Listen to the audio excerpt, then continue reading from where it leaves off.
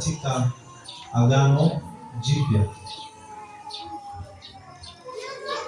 Tunatambua Biblia ina Agano Jipya na Agano la Kale, si ndio? Lakini imani yetu katika Kristo Yesu imezaliwa katika Agano Jipya. Haimaanishi kwamba Agano la Kale linakuwa halina kazi, lakini kwa asilimia kubwa Agano la Kale lilikuwa linaelekea namna ya kumtambulisha Kristo Yesu. Lakini pia katika Agano la Kale ndipo Yesu ametajwa. Microphone ikae vizuri, hizi mwangi sio. Katika Agano la Kale Yesu Kristo ametajwa sana, mara nyingi zaidi kuliko katika Agano Jipya. Lakini imani yetu ambayo tunamwamini Yesu Kristo kipindi hiki na imani yetu ya wokovu katika safari ya kuelekea mbinguni au katika eneo la kumsubiria Yesu aje kulinyakua kanisa na kwenda kutawala mbinguni imejengwa katika Agano Jipya. Na Agano Jipya lipo katika kwa ajili ya kukamilisha Agano la Kale. Yesu Kristo anasema sikuja kuitangua Torati bali nalikuja kuikamilisha. Lakini kuna wengine bado wameshikilia Agano la Kale. Bado wanaendelea kushikilia Sabato, lakini Yesu Kristo anasema mimi ndiye Bwana wa Sabato na mimi ndiye pumziko. Haleluya. Amen.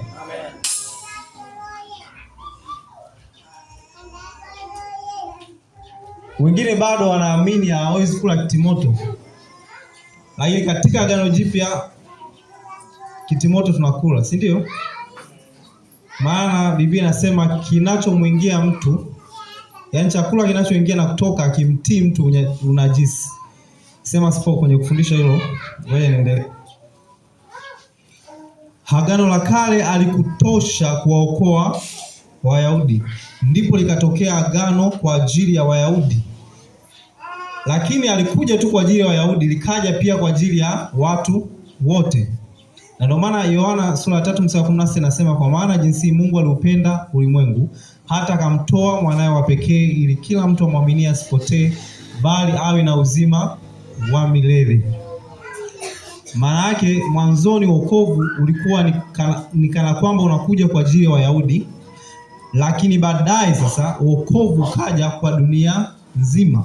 Na ndio maana sisi watu wa mataifa tukafanyika kuwa wana wa Israeli au kuwa Wayahudi kwa njia ya imani. Tukafanyika kuwa wana wa Ibrahim kwa njia ya imani. Bwana Yesu asifiwe sana. Haleluya. Kwa hiyo Agano la Kale alikutosha kuwaokoa Wayahudi. Agano la Kale alikutosha kuyaokoa mataifa yote. Agano la Kale alikutosha kuiokoa dunia. Na ndio maana damu ya ng'ombe, damu ya mafahari, damu ya mbuzi, damu ya njiwa, damu ya kondoo haikutosha kuwaokoa wanadamu. Na ndio maana ikahitajika damu moja itakayoweka Agano Jipya, itakayoleta agano la ukombozi ambao ni damu ya Yesu pekee. Haleluya. Bwana Yesu asifiwe sana. Kumekuwa na mahubiri yanayosema kwamba ili uokolewe, ili ufanikiwe kwenye biashara inabidi uchinje mbuzi, inabidi uchinje ng'ombe, inabidi si uchinje nini.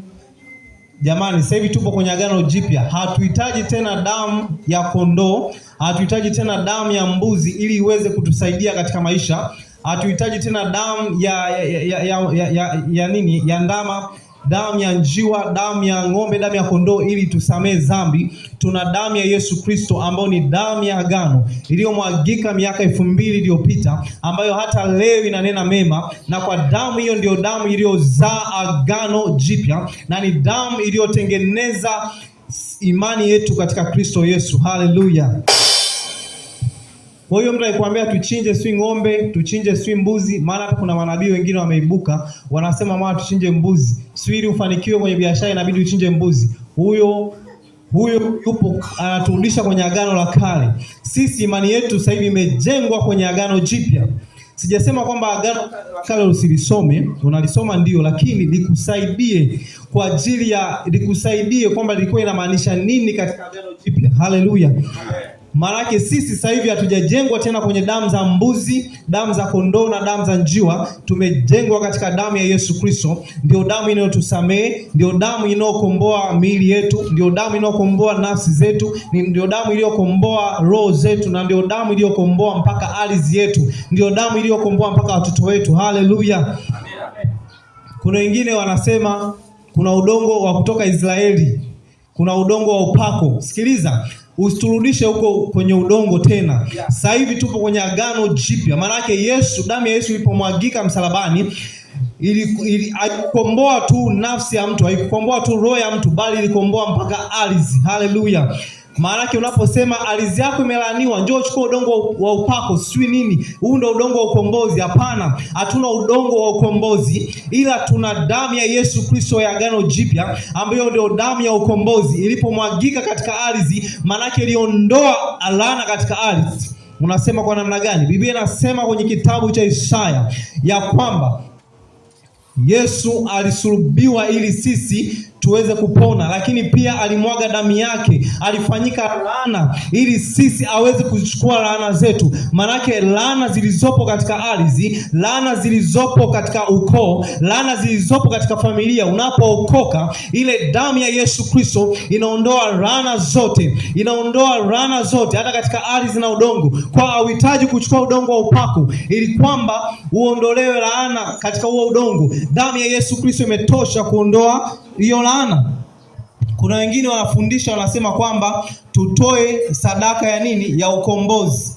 Sadaka ya kukomboa mtoto, sadaka ya kukomboa mama, sadaka ya kukomboa familia, sadaka ya kujikomboa wewe mwenyewe, sadaka sio ya kukomboa nafsi yako. Hapana, damu ya Yesu Kristo ilipomwagika pale msalabani ikatengeneza agano jipya na ikatengeneza ukombozi katika maisha yetu. Kwa unapookoka, unapompa Yesu maisha yako, tayari unapata ukombozi kupitia damu ya Yesu Kristo. Biblia inasema tumenunuliwa si kwa vitu viharibikavyo. Hatujanunuliwa kwa damu ya mbuzi wala kwa damu ya kondoo, hatujanunuliwa kwa mafuta ya upako, hatujanunuliwa kwa maji ya upako, bali tumenunuliwa kwa damu ya Yesu Kristo ya thamani. Hiyo damu ndio imetununua, hiyo damu ndio imetukomboa. Kwa hiyo hatuhitaji kukombolewa kwa vitu vinavyoharibika, hatuhitaji kukombolewa kwa keki za upako. Tumekombolewa kwa damu ya Yesu Kristo, hii damu ya thamani ambayo ndio imetengeneza agano jipya. Haleluya, haleluya, haleluya. Kuna wengine wanasema tutoe sadaka ya mzaliwa wa kwanza, yaani mtoto wako wa kwanza umtolee sadaka. Sikiliza, Yesu Kristo alipokuja duniani alifanyika mzaliwa wa kwanza. Yesu Kristo damu yake inatosha. Hatuhitaji tena kutoa sadaka ya kumkomboa mzaliwa wako wa kwanza. Hauhitaji kutoa sadaka ya kumkomboa mtoto wako wa kwanza, kwa sababu damu ya Yesu iliyomwagika miaka 2000 iliyopita tayari unapookoka imemkomboa mzaliwa wako wa kwanza. Mzaliwa wako wa kwanza anapookoka, tayari damu ya Yesu inakuwa imemtoa katika dhambi, imemtoa katika laana za ukoo, imemtoa katika laana za familia, imemtoa katika magonjwa ya kulisi, imemtoa katika kila namna ya shetani. Haleluya, haleluya, haleluya. Alituhamisha kutoka katika falme za giza akatuingiza katika ufalme na katika upendo wake, na I say haleluya. Pigie Bwana Yesu makofi ya shangwe.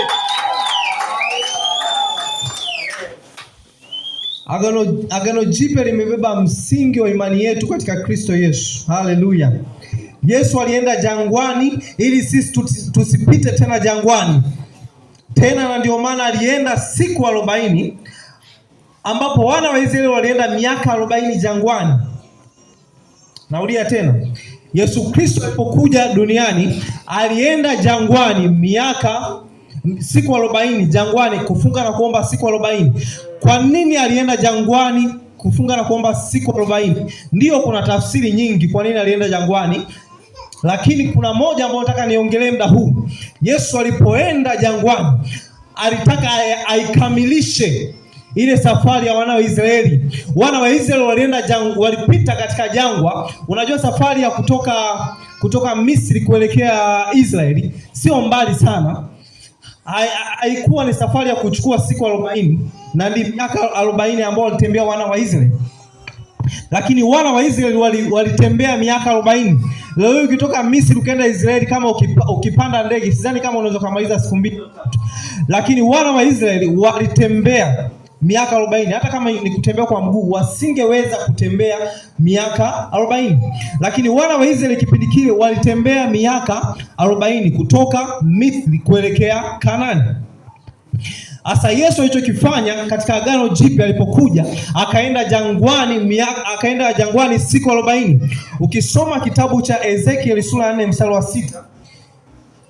Ukifika utanisomea huku kwenye mic, ila nikiwatangulia basi. Ezekiel sura ya 4 mstari wa 6. Ezekiel sura ya 4 mstari wa 6. Neno la Bwana linasema, tena utakapozitimiza hizo utalala kwa ubavu wako wa kuume, nawe utachukua uovu wa nyumba ya Yuda siku 40, siku moja kwa mwaka mmoja nimekuagiza. Hapa mbele inasema hivi, siku 40, siku moja kwa mwaka mmoja. Maana yake hapa Ezekiel anapewa maelekezo kwamba siku moja siku moja kwa mwaka mmoja. Maana yake mwaka mmoja utakuwa sawasawa na siku moja. Kama siku moja ni sawasawa na mwaka mmoja, je, siku 40 sawasawa na miaka mingapi? Hesabu ya shule ya msingi. Maana yake siku 40 sawasawa na miaka 40. Kwa hiyo kwa hesabu hiyo, manake Yesu akaenda jangwani siku 40 ili kuitimiza ile miaka 40 ambayo Wayahudi walipita katika jangwa, ambao hata sisi ambao tumefanyika kwa njia ya imani kuwa wana wa Israeli kwa njia ya imani, maana yake tusipite tena katika jangwa miaka 40. Manake akaenda, unajua miaka ile 40 ya jangwani ilikuwa ni miaka migumu sana. Jangwani sio sehemu nyepesi, na ndio maana ilifika sehemu wale wana wa Israeli wakasema, Mungu umetuleta huku jangwani. Walimwambia Musa, unatuleta huku ili tufe huku? Mbona huku hakuna masufuria ya nyama? Manake jangwani hawakukuta masufuria ya nyama. Manake jangwani kuna wakati maji yalikuwa ni ya shida. Nafikiri unaweza kupata Nandia jangwani kuna kipindi walishambuliwa na mpaka wakaambiwa itazame nyoka wa shaba. Maanake jangwani kulikuwa hakuna hali nzuri. Maanake Yesu Kristo naye ikabidi apite jangwani ili kulitengeneza agano jingine jipya ya kwamba watakaookoka wasipite tena jangwani. Biblia inasema yeye alifanyika laana ili sisi tusiwe watu tuliolaaniwa tena. Yeye alipitwa jangwani siku 40 ili kwamba sisi tusije tukapita tena jangwani miaka 40. Tusipite tena jangwani miaka 40 ya kutembea kwa mguu. Bwana Yesu asifiwe sana. Ili waliookoka waanze kununua pikipiki, wasitembee tena miaka 40 kwa mguu, ili waweze kununua pikipiki na baisikeli. Bwana Yesu asifiwe sana. Kwa Yesu alikuja katika agano jipya akapita jangwani ili waliookoka katika Kristo Yesu wapite katika agano jipya, wasipite tena jangwani kule kwenye mateso na shida. Bwana Yesu asifiwe sana. Wewe ni wa thamani sana. Mwambie mwenzako, Yesu amekuokoa, amepita jangwani ili wewe usipite jangwani. Amepita jangwani kwenye ukame, wewe usipite kwenye ukame tena. Haleluya.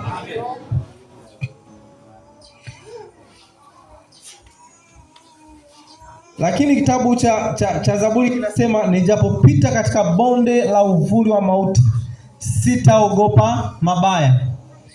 Hiyo ni kitabu cha Zaburi, si ndio? Yesu alipokuja alienda mautini, akaangikwa msalabani, akafa mauti. Aliwekwa katika mauti ili sisi tusipite tena kwenye mauti. Unasema kwa namna gani? Katika agano jipya tunapokufa sisi huwa hatufi, tunalala katika Bwana, tunapumzika katika Bwana. Yaani tukitokea leo tumeondoka duniani, maana yake tunapumzika katika Bwana. Roho yetu inaondoka inaenda paradiso, inasubiria parapanda na mwaliko mkuu na mwaliko wa malaika mkuu kwa ajili ya unyakuo kwenda mbinguni. Maana yake sasa hivi si kama kipindi kile ambacho Daudi anasema, nijapopita katika bonde la uvuli wa mauti sitaogopa mabaya. Sasa hivi tuko pamoja na Yesu katika mioyo yetu. Hatupo katika agano jipya, hatupiti tena katika mauti. Maana yake hata tujapokufa tutalala katika Bwana tukisubiria parapanda ya Yesu Kristo. Haleluya. Yesu alipoangikwa msalabani akatutoa tena katika bonde la mauti, akatutoa katika mauti. Manake tu hai na Yesu Kristo. Haleluya! Hatujafa, tu hai pamoja na Yesu. Bwana Yesu asifiwe sana. Na Yesu Kristo, Biblia inasema alipokufa akashuka kuzimu,